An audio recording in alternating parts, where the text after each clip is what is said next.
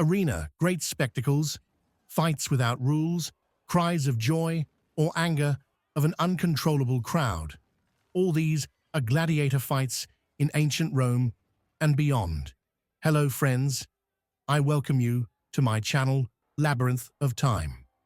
This is a short story about who the gladiators were. If you like this video, please share it with your friends and subscribe to the channel to create a friendly community. I really need your support. Thank you all. And I continue. A gladiator is a fighter in ancient Rome who fought with his own kind or wild animals for the amusement of the public in special arenas for the right to be freed from slavery.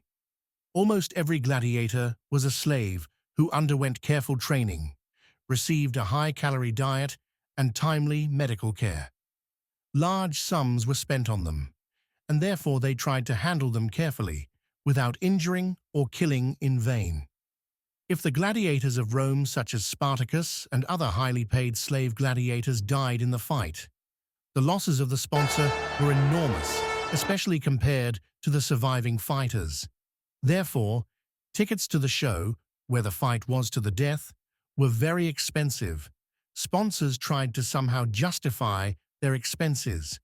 But what is most surprising is that some gladiators of ancient Rome were not slaves, but volunteers working for money. The main incentive was the first payment received by the volunteer after taking the oath of gladiators. The oath meant that the owner received all rights to the life of the gladiator, and the gladiator automatically passed to the status of a slave, movable property. Sometimes fights were held in which both men and women participated, often turning into orgies. Gladiators were captured soldiers, free Romans, emperors, and women. Usually, gladiators did not pay attention to the wounds they received and fought until complete victory, when the enemy died or lowered his weapon as a sign that he admitted his defeat. The main reason for the emergence of gladiatorial games was a funeral rite borrowed from the Etruscans, similar to the ancient wrestling in Japan. Potential victims of human sacrifice, not only slaves but also free people, had to fight with swords in their hands near the grave, and thus the weak died and the strong remained alive, causing delight of those present. Many slaves voluntarily tried to get into the gladiator school, since by fighting in the arena and winning the love of the public, they could free themselves from slavery. So slaves often started fights among themselves in order to show their strength in this way. In the school of gladiators, novices were faced with harsh training and equally difficult living conditions. Many could not cope with the heavy workload. In the year 105 BC, gladiatorial games were introduced into the number of public spectacles. From now on, the state entrusted its magistrates with the care of the gladiators and their accommodation. Gladiator games became the most beloved spectacle in the capital and throughout the country, and this was quickly taken into account by those who wanted to advance. Caesar, in the year 65 BC, gave games in which 320 pairs of gladiators took part. His enemies were afraid.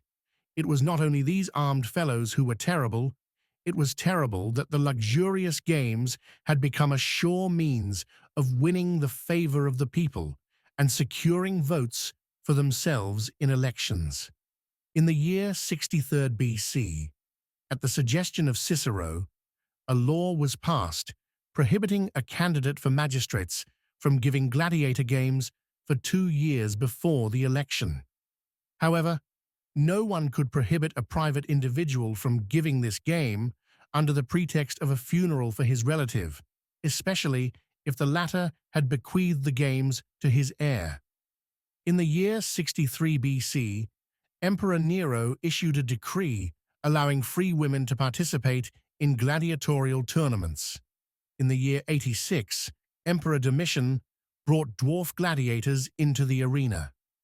In the year 325, Constantine the Great convened the First Ecumenical Council in Nicaea, doing everything he could to promote Christianity.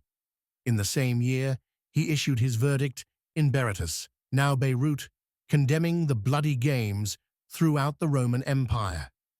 From now on, courts were ordered to send criminals not to the arena, but to hard labor in the mines. However, apparently, the emperor's edict primarily affected the eastern provinces of the empire. On the Apennine Peninsula itself, where gladiatorial games had once originated, Constantine himself contributed to the repeal of his own edict, granting the priests in Umbria and Etruria, as an exception, the right to organize such games, and after that, gladiatorial games began to be revived everywhere. Despite this, the Christian Church stubbornly continued to seek a final ban on bloody amusements. Emperor Constantine forbade all Roman soldiers and officers to voluntarily enroll in gladiatorial schools for the third time. 8 years later, Emperor Valentinian confirmed Constantine's edict, which prohibited Roman judges from sentencing criminals to the arena, and Emperor Honorius closed the last gladiatorial schools. The final and absolute ban on gladiatorial fights followed again 5 years later. The reason for this was an incident described by Bishop Theodoret of Cyrus.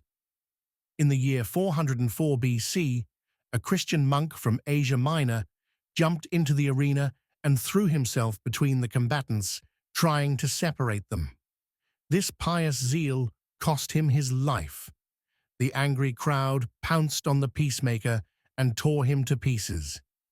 However, the sacrifice of the monk Telemachus was not in vain. Under the impression of his martyrdom, Emperor Honorius banned gladiatorial games forever. In Byzantium, gladiatorial fights were abolished forever only 100 years later. What did the finger gesture mean?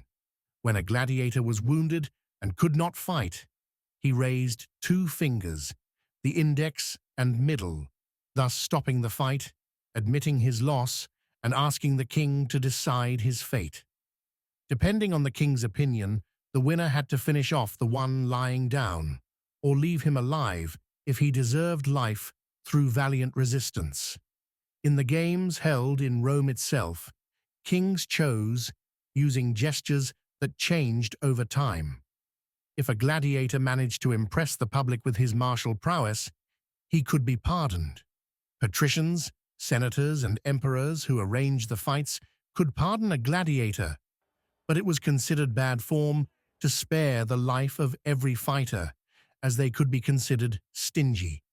Although it is widely believed that a raised finger meant life and a lowered one, death, in this form of gestures, are now used for approval and condemnation. In most ancient games, regardless of the direction, an extended finger meant death, symbolizing the finishing sword, and life was simply indicated by a thumb hidden in a fist, symbolizing a sword in a scabbard. Shouts of wishes also played an important role.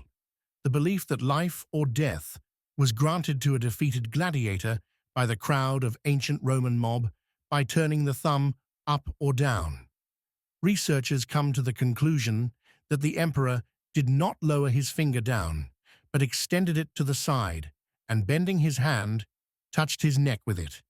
The fact is that the victorious gladiator would lower the defeated one to his knees, and in the case of a death sentence, would plunge the blade deep vertically down into the neck, behind the collarbone, piercing the heart. In this way, the emperor literally indicated where to strike. Ordinary fights did not have any specific name. Fights of elite gladiators were called meritia, from the Latin word meritus, honored.